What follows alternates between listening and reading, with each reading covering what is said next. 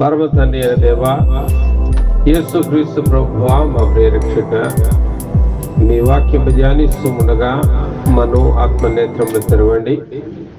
వాక్యము విని గ్రహించి అర్థం చేసుకుని జీవించులాగున మీరే మా అందరితో మాట్లాడమని మా ప్రభువును ప్రియరక్షకుడైన యేసు నామమున ఈ వాక్యము ధ్యానిస్తున్నాము తండ్రి, ఆమేన్. పరిశుద్ధ గ్రంథముల నుంచి మత్తయి సువార్త 2వ అధ్యాయము 1 నుంచి 5 వచనాల వాక్య భాగాన్ని మనం జాగ్రత్తగా గమనిస్తే, రాజైన హేరోదు దినముల యందు యూదయ దేశపు బెత్లెహేములో యేసు పుట్టిన పిమ్మట, ఇదిగో తూర్పు దేశపు జ్ఞానులు యెరూషలేమునకు వచ్చి, యూదుల రాజుగా పుట్టినవాడు ఎక్కడ ఉన్నాడు? తూర్పు దిక్కున మేము ఆయన నక్షత్రము చూచి ఆయనను పూజింప వచ్చితిమనిరి. ఆమేన్.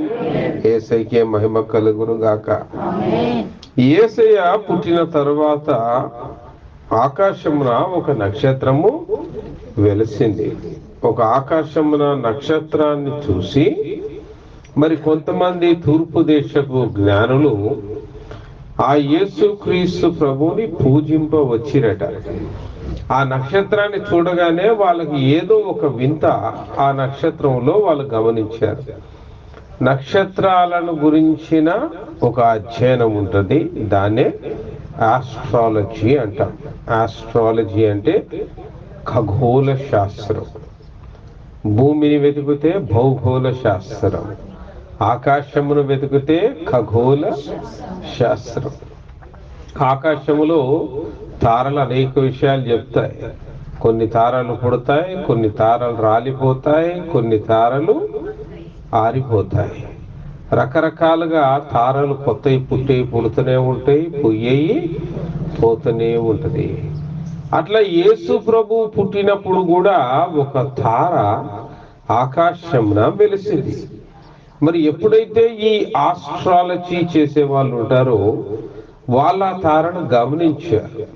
ఆ తార యొక్క రూపురేఖల్ని బట్టి, ఆ తార యొక్క ఆకారాన్ని బట్టి, ఆ తార ప్రకాశించు విధమును బట్టి వారు ఆ యొక్క ఖగోళ శాస్త్రపు లెక్కల ప్రకారము తేరి చూడగా ఒక అద్భుతమైన తార, అన్ని తారల వడే పుట్టిన నక్షత్రము కాదు.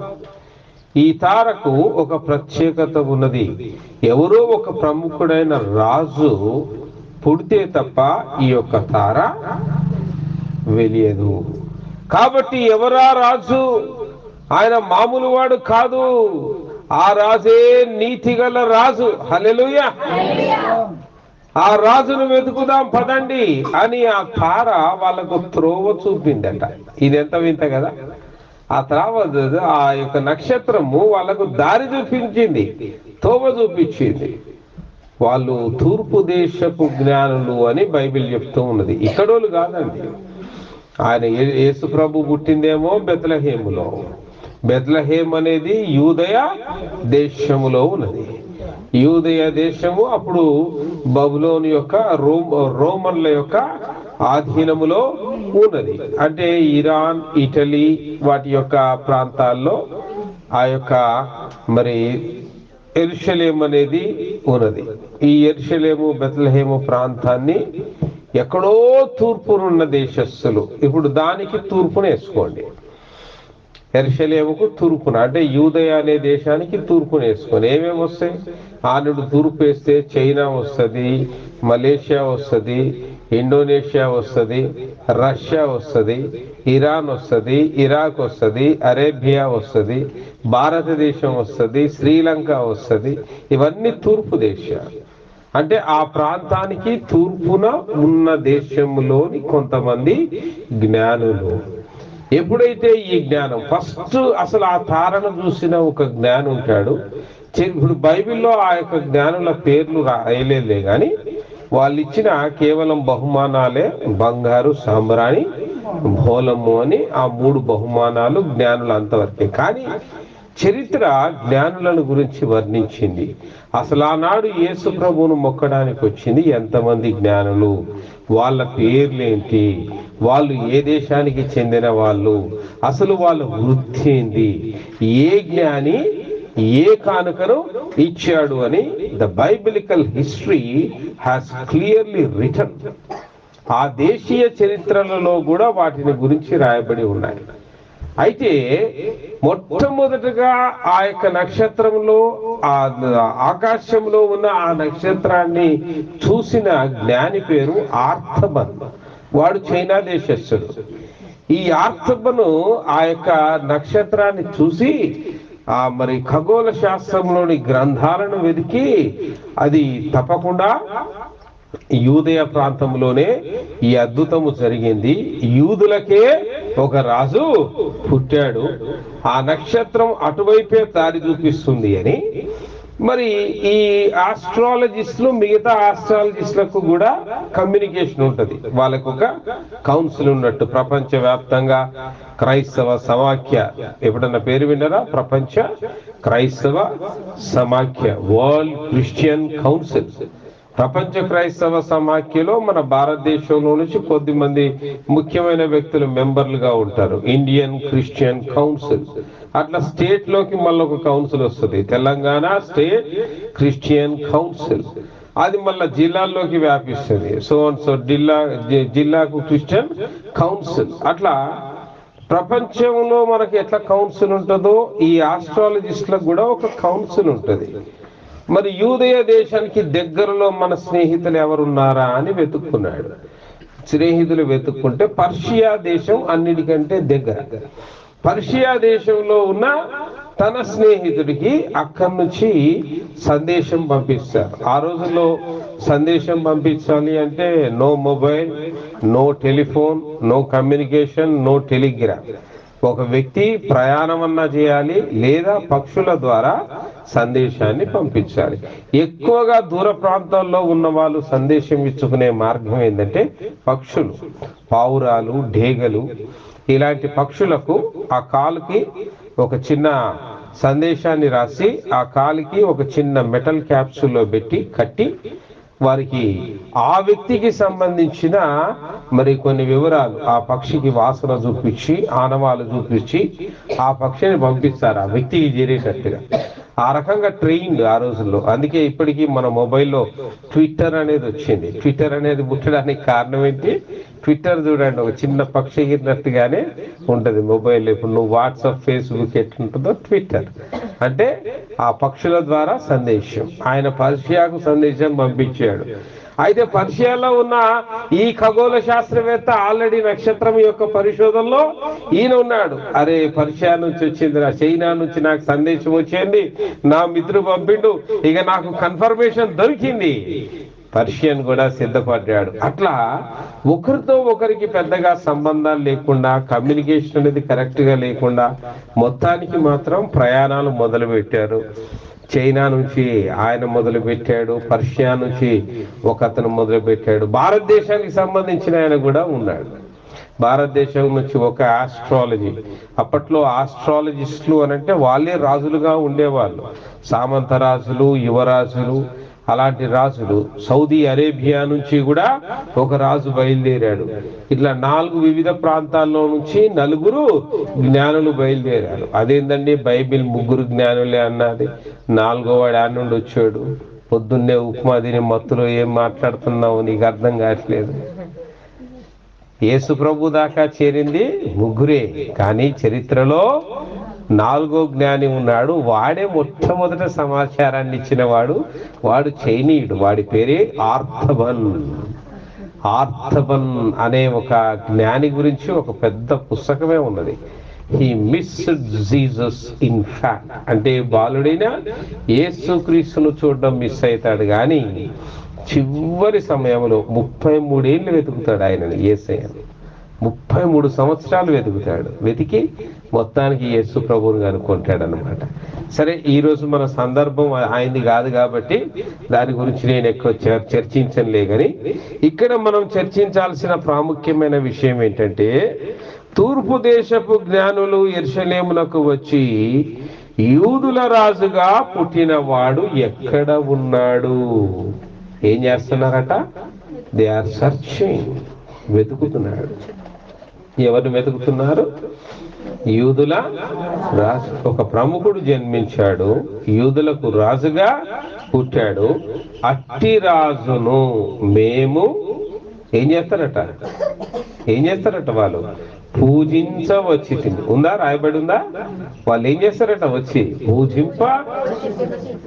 వాళ్ళు యూదులు కాదే, ఎందుకు పూజించాలండి? యూదుల రాజుని చైనా వాడు ఎందుకు పూజించాలి? యూదుల రాజుని భారతీయుడు ఎందుకు పూజించాలి? యూదుల రాజును పర్షియా రాజు ఎందుకు పూజించాలి? యూదుల రాజును అరేబియా రాజు ఎందుకు పూజించాలి?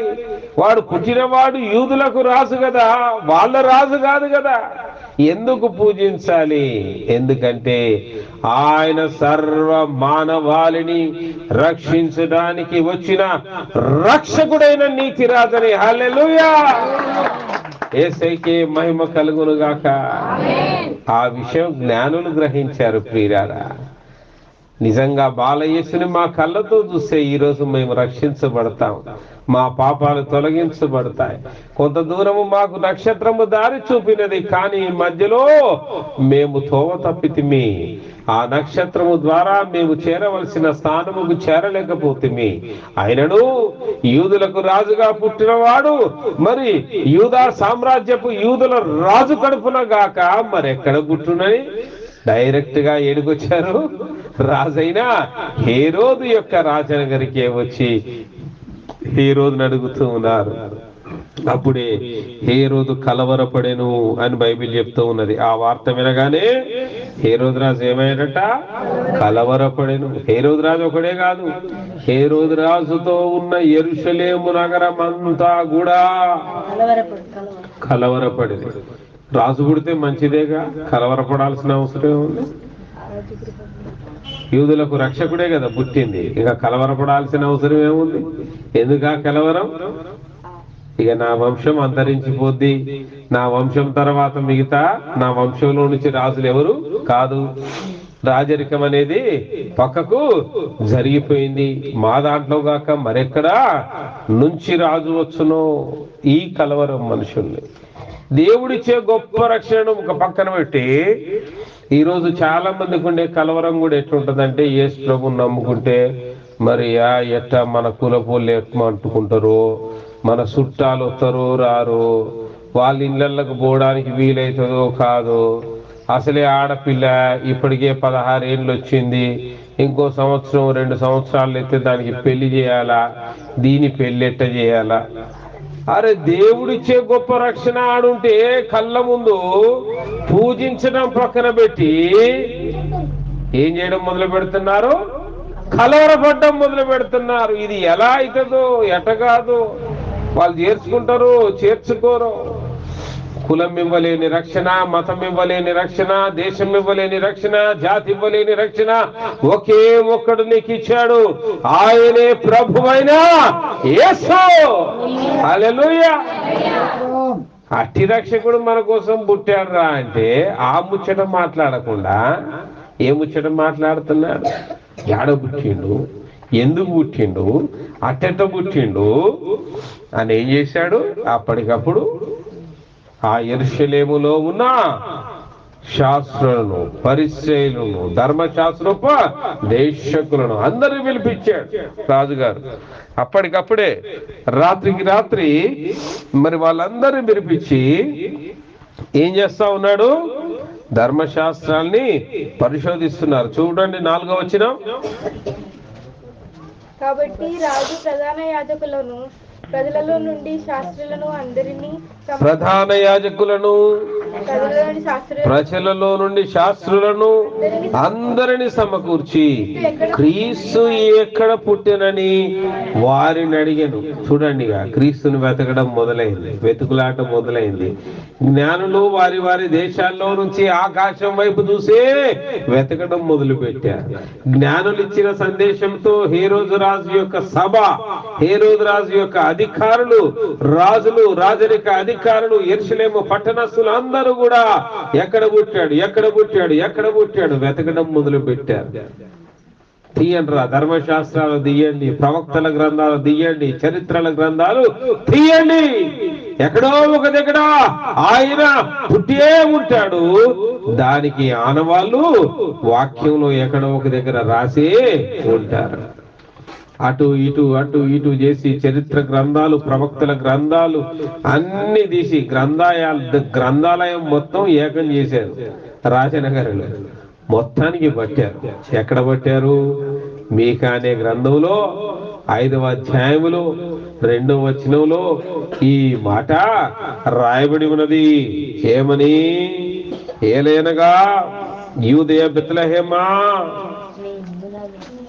నీవు యూదా ప్రధానులలో ఎంత మాత్రము అల్పమైన దానము కావు.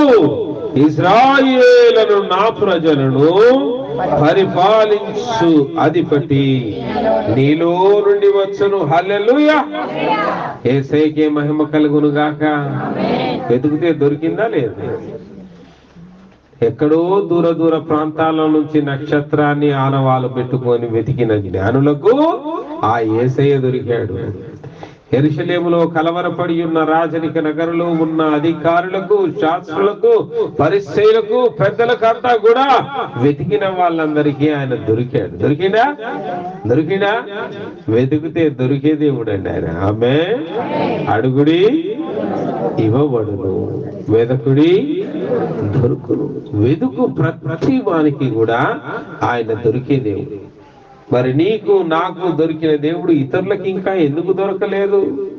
ఎందుకు దొరకలేదంటే వెతకలేదు. ఏం వెతుకుతున్నారు? భూ సంబంధమైన వాటిని వెతుకుతున్నాము. ఏమి తిందుమా, ఏమి తాగుదుమా, ఏమి సంపాదించుకుందుమా, ఎంతసేపు ఇదే వెతకడం. దేవుడు ఆరోగ్యాన్ని ఇచ్చాడు. మంచాన పడ్డప్పుడేమో దేవా దేవా దేవా దేవా ఒకటే ప్రార్థనలు, ఉపవాస ప్రార్థనలు, కన్నీటి ప్రార్థనలు, ఇంకా రకరకాలు ఉంటాయి కదా, కూటాలు పెట్టి ప్రార్థనలు. ఓ అయ్యగారు రావాలా, మన అయ్యగారు కాదు పెద్ద అయ్యగారు కూడా రావాలా, పెద్ద ప్రార్థన పెట్టాలా, టెంట్ వేయాలా, యాటను కొయ్యాలా, పెద్ద ప్రార్థన పెట్టాలా, గట్టిగా చేయాలా ప్రార్థన. దేవుడు మొత్తం దేవుని బిడ్డలు రావాలా, వివిధ గ్రామాలలో రావాలా, ఖమ్మంలోని పిలవాలా, శేగంలోని పిలవాలా, బంగ్లోని పిలవాలా, మైబాద్లోని పిలవాలా, అయ్యగారిపల్లి పిలవాలా, ముగిలిచేర్లు పిలవాలా, సూర్యాపేటకు పిలవాలా. వచ్చిందా? చూడు ఎక్కడెక్కడి నుంచో పిలవాలా, రావాలా, ప్రార్థన పెట్టాలా.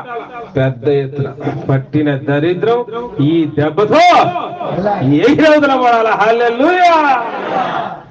ఇట్లా కోరుకుంటూ మనసాన పడ్డప్పుడు మాత్రం యమ ఊపొస్తుంది, మామూలుగా ఉండదు. ఇక ఎట్టైనా చేయాలా.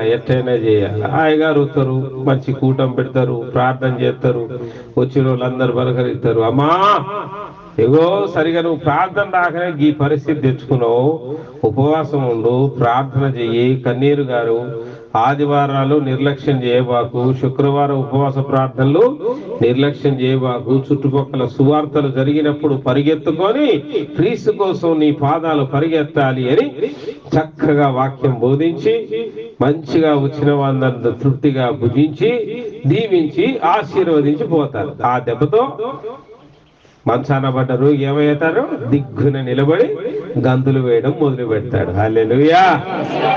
మొదటి ఆదివారం చర్చి గురికి వచ్చి సాక్ష్యం చెప్పాలా లెక్క ప్రకారం. అరే ఇన్ని రోజులు మనం పోలేదు, ఇన్ని రోజులు పోకపోయేలోగా ఆటో కిరాయిలు ఆగిపోయా, మన గొర్రెలు తోలకపోలేకపోతే మన బర్రెల సంగతి ఏంది, పూలటిడిబా ఈయడుబా అయ్యడుబా. దేవుడు ప్రేమగల్లోడు. ఇక్కడే మోకరించి నేను కృతజ్ఞత ప్రార్థన చేసేదా. ఆయన క్షమించు దేవుడు. చూసినావా, ఏటనుకు వస్తే ఎంత ఆరోగ్యం ఇచ్చిండు, అన్ని తిరిగి ఇచ్చిండు, కోల్పోయిన పని తిరిగి వచ్చిండు, మరి చెదిరిపోయిన వాటన్నిటిని ఇచ్చేసిండు. ఇక నేను చక్కగా దేవుని కోసం ఎంతో మహిమకరంగా ఎంతో సంతోషంగా నా ఇంటిలో నుంచే నేను ప్రార్థించేదా, నా ఇంటిలో నుంచే నేను ఉపవాసం ఉండేదా. ఎట్టాగో మనకు చర్చ్ గ్రూప్ ఉంది, దాంట్లో ఆన్లైన్ లో అన్న వాక్యాలు పెడుతూనే ఉంటాడు, ఈ వాక్యమే వినేదా, ఈ ప్రార్థనే ఫాలో అయ్యేదా. ఇదేనండి దేవుడు నీకు ఇచ్చిన స్వస్థతకి నువ్వు చేసేది ఇదేనా? మళ్ళా వచ్చే సంవత్సరముకు మళ్ళా ఏమి పడుతుంది? ఏమి పడితేవి? మరలా మంచము పడితేవి. అవునా? ఎవడు తెచ్చుకున్నాడు ఈ కర్మ?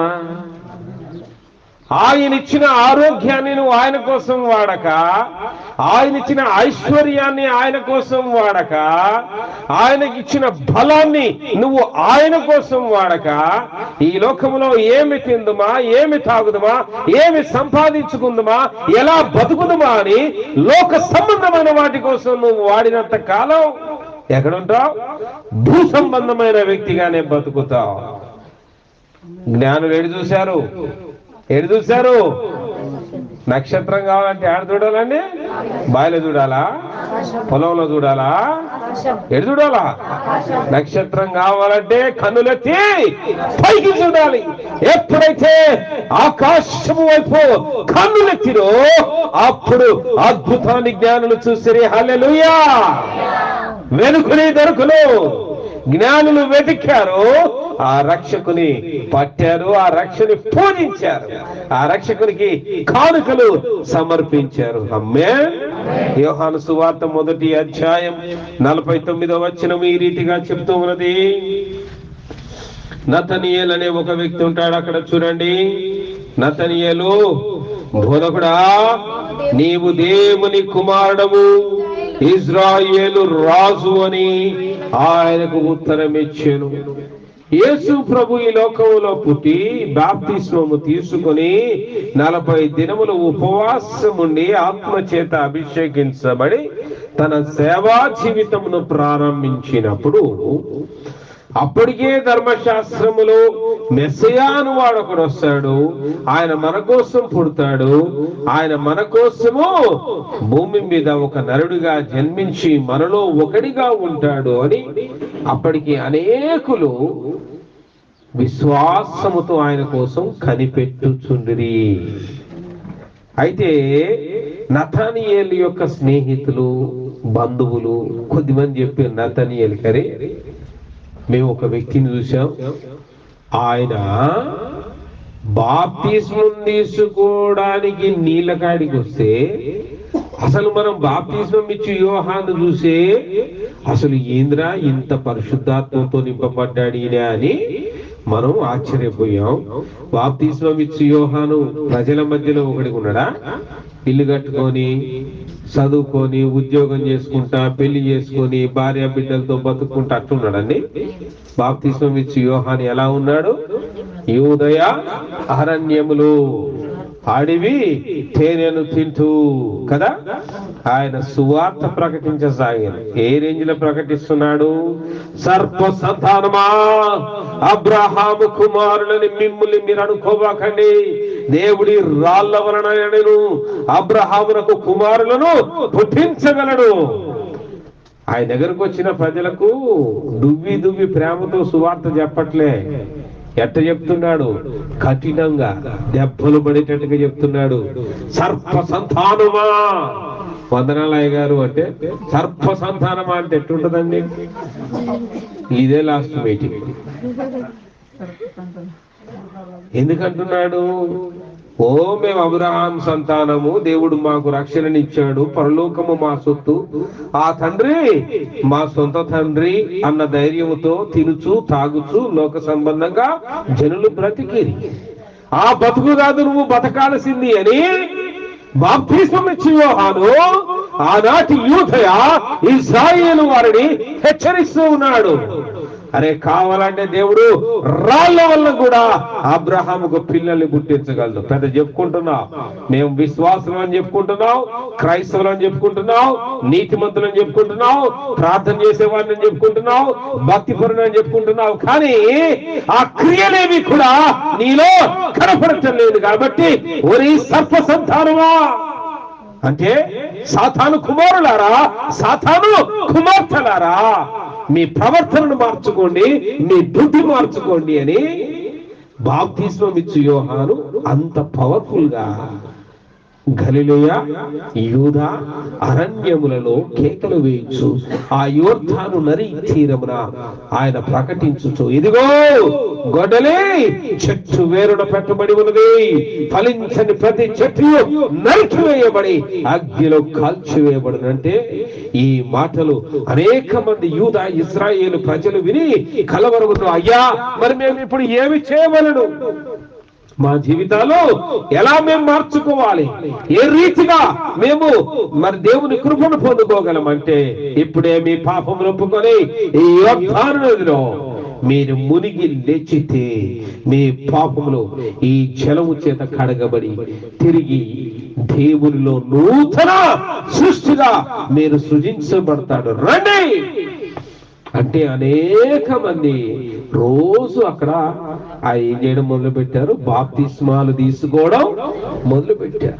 అసలు అట్టి సువార్తను విని ఆ చుట్టుపక్కల ప్రాంతాల వాళ్ళందరూ కూడా ఏమనుకున్నారట, నిజముగా ఈయనే మెస్సయానేమో, ఏలియానే మరలా పుట్టనేమో, ప్రవక్తలలో ఒకడు తిరిగి పుట్టనేమో అని బాప్తిస్మమిచ్చు యోహాను, నీవు యేసువా, నీవు క్రీస్తువా, ఏ అధికారముతో నీవు ఇవి చేయుచుంటివి అని శాస్త్రులు పరిసయ్యులు వచ్చి ఆయన అడిగితే ఆయన ఏమంటున్నాడు, అయ్యా నేను మార్గమును సరళము చేయుటకు పంపబడిన వాడను, కొండలన్నీయు కొట్టబడును, లోయలన్నీయు పూడ్చబడును, నా వెనుక వచ్చువాడు.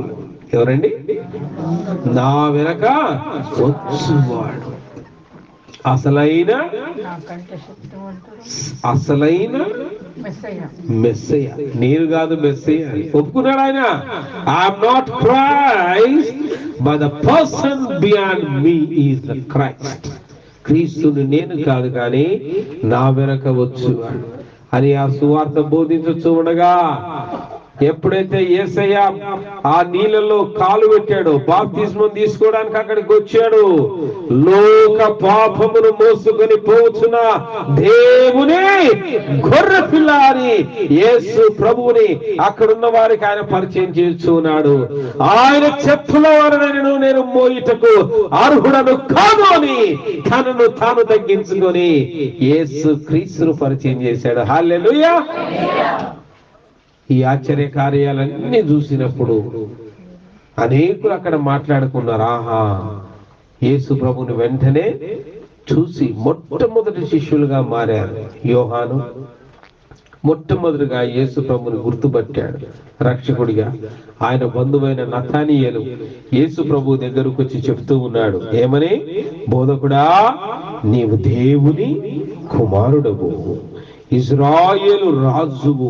ఆమేన్.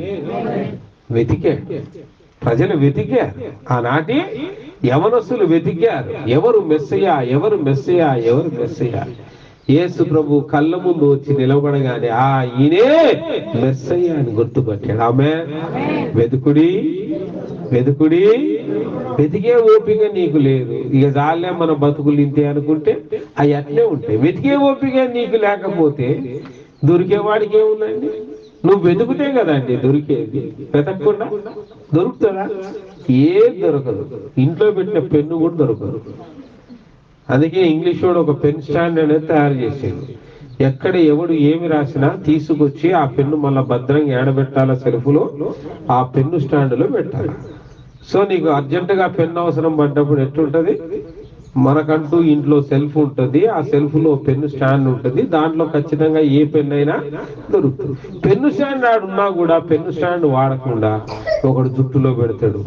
ఇదో విచిత్రం, ఇదేం ఎర్రో అర్థం కాదు. చెంచాలు పెట్టుకోవడం, జుట్టులో పెన్నులు పెట్టుకోవడం, ఇదేం ఎర్రండి. ఒకడు మంచం కింద పెడతాడు, ఒకడు ఆ మట్టిలో పడేస్తాడు, ఒకడు ఏదో గిన్నెలో వేస్తాడు, ఉన్న మురికి గిన్నె నీళ్ళని దాంట్లో పడబోతే మొత్తం దాంట్లో అన్ని కొట్టకపోతాయి. ఆ పెన్నులు కొట్టకపోతాయి, చెంచాలు కొట్టకపోతాయి, చిన్న కప్పులు కొట్టకపోతాయి, అన్నీ కొట్టకపోతాయి. ఏది ఎక్కడ పెట్టాలో అక్కడ పెట్టాలి. అవునా? అప్పుడు నీకు అన్నీ దొరుకుతాయి. వెతికే ఓపిక నీకు లేదనుకో, దొరుకుతుందండి. నీ ఇంట్లో చెంచానే దొరకదు నువ్వు సరిగా ఎదక్కపోతే. అవునా? కానీ వెతికితే దొరుకుద్దా? నీ ఇల్లు దాటి వెళ్ళిపోద్దండి అది. ఎక్కడికి పోదు. అన్ని ఎక్కడుంటాయి? నీ ఇంట్లోనే ఉంటాయి. మా అంటే ఆ మూలకో ఈ మూలకో. ఇక సంటి పిల్లలు ఉన్నప్పుడు చూడాలి ఆ ఇల్లు. చిన్న పిల్లలు ఉన్న ఇంట్లో అసలు ఒక వస్తువు ఒక చోట ఉండనే ఉండదు. వాడు ఇల్లంతా ఏకం చేసి పెడతాడు. దీన్ని తీసుకపోయి ఆడేస్తాడు, దాన్ని తీసుకపోయి ఈడేస్తాడు. అన్ని వెతుక్కొని కానీ వెతుకుతే మాత్రం దొరుకుతాయా దొరకవా? నువ్వు మనసు పెట్టి వెతుకుతే ప్రతిదీ దొరుకుతుందండి. ఎందుకు దొరకదు? ఆ చెంచానేగా ఏం వెతుకుతాం అంటాం. అదే చివుకమ్మ పడిపోతుంది. ఆ పోతే పోనీరా అంటవా? అది ఎంత రాత్రి అయినా, ఈ అర్ధరాత్రి అయినా మొత్తం మంచాల గించాలు బయటేసి దిండ్లు దుప్పట్లు దులిపి చీపిరి కట్ట బట్టి ఆ మూలుడిచి ఈ మూలుడిచి మొత్తానికి ఆ ముసలం ఏం చేసిందట?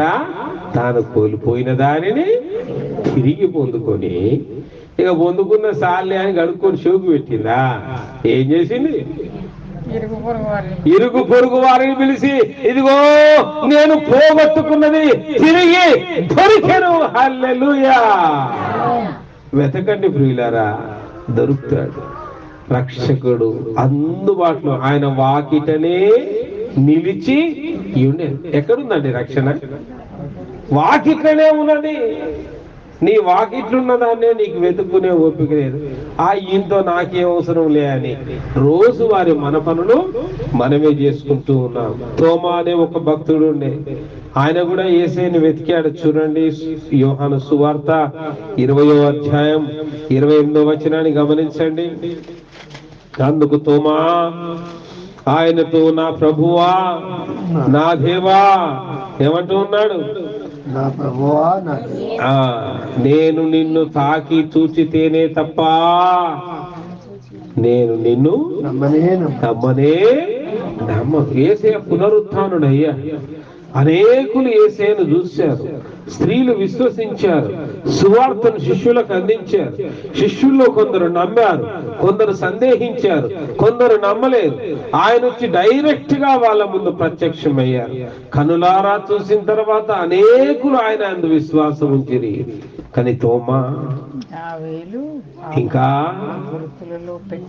నా వేలు ఆయన గాయపు గుర్తులలో పెట్టి తరిమి చూచితే తప్ప నేను నమ్మను. ఇంకా డౌటే, ఏ భూతం రూపంలో వచ్చాడో ఆయన, నిజంగా మనిషేనో కాదు.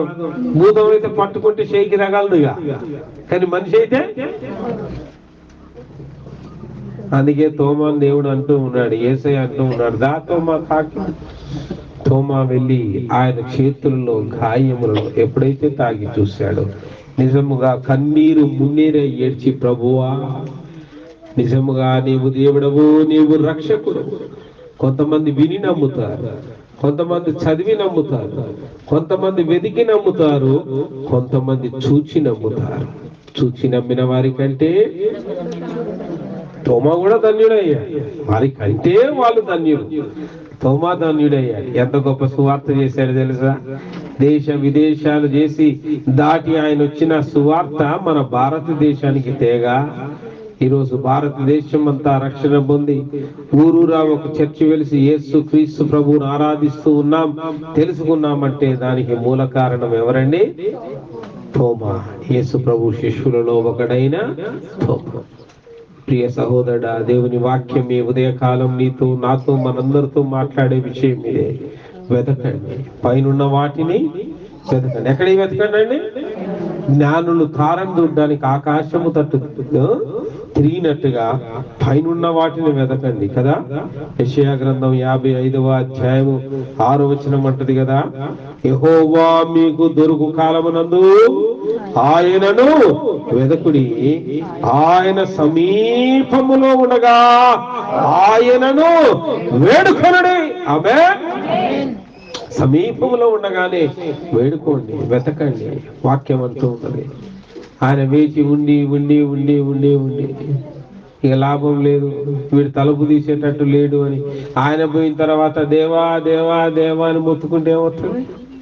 హృదయమనడు తలుపు నొద్ద యేసునాథుడు వచ్చి నిలిచి తట్టుచుండే తలుపు తీయవా. కొట్టి కొట్టి అబ్బా సరి బాగుంది, ఈ చలిలో ఎవడు లేస్తాడు, ఎవడు గుళ్ళెం తీస్తాడు, ఎవడు ఏసైని చేర్చుకుంటాడు అనుకుంటే వాడి బతుకులు చలికి ముడుచుకున్న జీవితాలానే ఉంటాయి. ఆ చలి అయినా ఎదిరించి సాహసించి మంచం మీద నుండి లేచి కాళ్ళు చేతులు కదిలించి తలుపు తీర్చేదవు వెంటనే ఆయన నీ గృహంలోకి వచ్చి నీతో కలిసి భోజనము చేసి నీతో నివసించడానికి సిద్ధంగా ఉన్నాడు.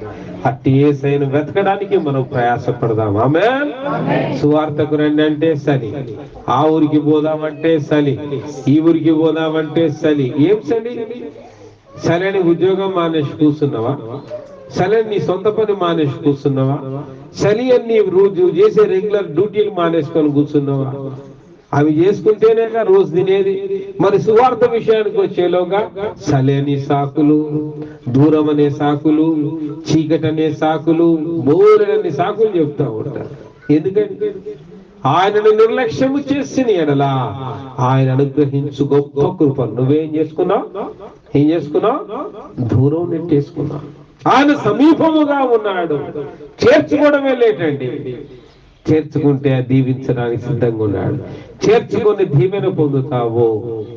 వద్దనుకొని నీవే నీ కష్టాల్ని, నీ నష్టాల్ని, నీ వ్యాధిని, నీ బాధను, నీ దుఃఖమును, నీ నిట్టూర్పును నీతో పాటు ఉంచుకొని ఆ బాంధవ్యాలలో, ఆ బంధకాలలో, ఆ సంఖ్యలలో, ఆ చెరలో నాశనం అవుతావు. ఈ రోజు దేవుడు నీ ముందు ఉంచుతూ ఉన్నాడు. నాశనమా, నిత్య జీవమా? ఏం కావాలా?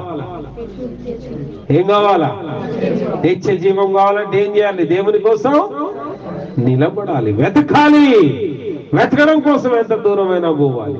తప్పిపోయిన ఒక్క గొర్రె పిల్ల కోసం ఆయన అర్ధరాత్రి అపరాత్రి చలి అని ఆయన ఏమాత్రం ఇంట్లో ముడుచుకోలే. ఆ ఒక్క గొర్రె పిల్ల కోసం వెతికి వెతికి వెతికి వెతికి వెతికి ఆ రాత్రి ముళ్ళ పొదల్లో, గచ్చ పొదల్లో రాళ్ళు రప్పలు ఎన్ని ఆయన గాయం తగిలించాయో, ఆ రాత్రి ఆ చలిలో ఆయన ఎంతగా బాధపడ్డాడు, ఆ రాత్రి ఎన్ని తోడేళ్లతోటి, ఎన్ని అడవు కుక్కలతోటి ఆయన పోరాడవలసి వచ్చిందో, ఆ రాత్రి ఎన్ని విష సర్పములను ఆయన దాటవలసి వచ్చిందో. యేసయ్య నీకోసం అంత శ్రమ పడ్డాడు. తన ప్రాణమును సైతం ఇయ్యడానికి ఆయన లెక్క చేయకుండా తన చివరి రక్తం బొట్టు వరకు నీ కోసం, నా కోసం కార్చాడు. అట్టి దేవుని కోసం ఆయనను ప్రకటించడానికి కాలు బయటికి పెట్టి 4 గ్రామాల్లో సువార్త ప్రకటించలేవా? చెప్పండి, ప్రకటించలేవా? వెతకండి, ఆయన మీకు దొరుకుతాడు. ఆయన సమీపముగా ఉండేది. హల్లెలూయా. అట్టి కృపా తండ్రి దేవుడు ప్రభు అయిన యేసయ్య మనందరికీ అనుగ్రహించును గాక. ఆమేన్. ప్రార్థన చేసుకుందాం.